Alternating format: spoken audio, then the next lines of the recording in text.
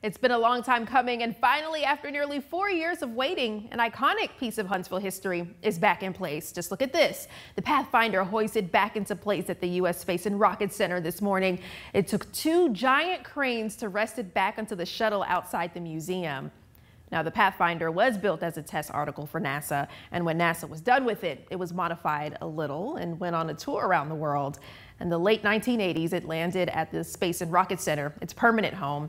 But for the past 3.5 years, Pathfinder has been missing from the center's grounds, getting some much-needed TLC. Our Jasmine Bird tells us all about its historic return to the Rocket City today.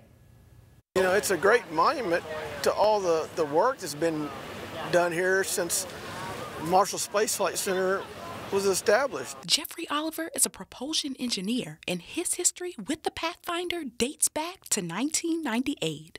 I started as a contractor with NASA, still a contractor, back in 1998.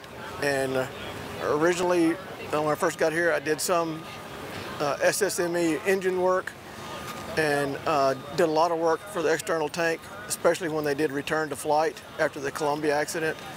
And it's just very interesting to see them renovate the Pathfinder and get it back up on the external tank.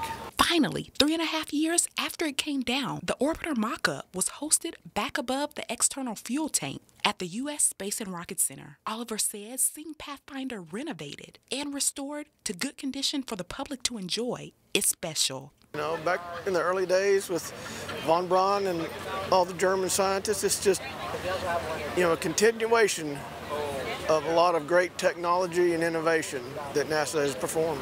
U.S. Space and Rocket Center curator Ed Stewart says Pathfinder wasn't meant to be outside exposed to the weather for literally 30 years. So they've done a lot of work. So we've done work on the interior subframe to make sure that it stays robust for as long as possible.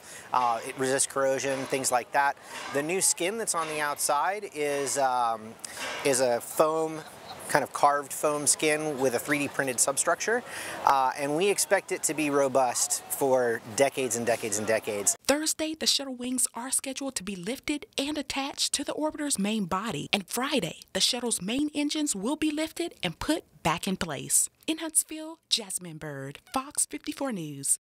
And here's a live look of that Pathfinder tonight. Crews have long gone home at this point, but work will resume tomorrow as workers assemble more parts of the space shuttle. And Jasmine mentioned it, but we'll mention it again. Tomorrow, the shuttle's wings are scheduled to be lifted and attached to the orbiter's body.